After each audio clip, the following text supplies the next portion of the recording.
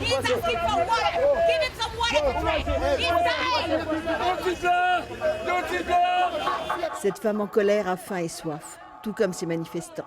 Depuis le séisme, aucune aide alimentaire ne leur est parvenue. Alors, à bout de force et d'espoir, ils sont venus demander des comptes au gouvernement retranché dans le commissariat principal après la destruction de ses bureaux. Pour éviter tout esclandre devant notre caméra, la police emmène discrètement la femme à l'écart. Une diversion qui ravive la colère des manifestants. Ils s'en prennent à René Préval. Selon eux, le président haïtien a brillé par son absence la première semaine de la catastrophe. Préval, il n'a jamais donné un message concret avec la nation. Nous ne voulons pas avoir des dirigeants haïtiens. Nos dirigeants, ils sont des voleurs, ils sont des accapareurs. Nous voulons avoir une occupation. Il y a les Américains, les Français, les Canadiens, alors qu'ils sont prêts pour collaborer avec le peuple haïtien.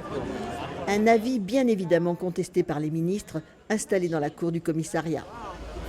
Le gouvernement n'est pas absent, le gouvernement est là, sauf que oui, c'est vrai, c'est difficile. Oui, on peut avoir des gens, 100, 200, 300 personnes qui habitent dans telle zone et qui n'ont pas été alimentés en eau ou en produits alimentaires. Mais la réalité, c'est qu'une semaine après ce qui s'est passé, l'aide, elle est quand même mieux articulée.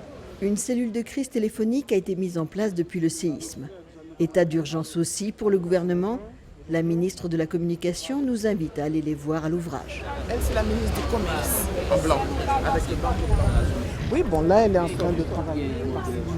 Il faut travailler pour la réouverture des banques. Oh, ça, c'est le ministre. Moi, c'est le ministre de l'Intérieur.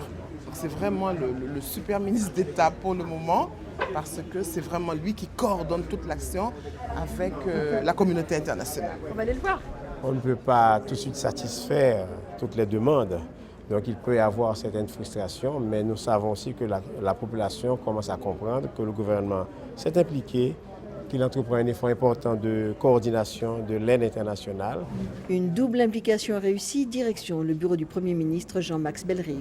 Voilà, c'est ça, la situation n'est pas facile parce qu'en même temps, il faut informer la population, il faut informer la communauté internationale, tenant compte de cette aide importante quand même que nous donne la communauté internationale, dont la France, l'Allemagne et tous les autres. En particulier les Américains, extrêmement présents sur le terrain. On a un problème d'insécurité, mais pour cela, il faut l'appui des Américains ou des Canadiens. L'essentiel, c'est qu'une fois qu'on sera retourné sur nos deux pieds, bon, les uns, les unes et les autres repartiront tranquillement après qu'on leur ait dit merci. Le message a le mérite d'être clair, mais sera-t-il entendu par Washington et par une partie de la population haïtienne ?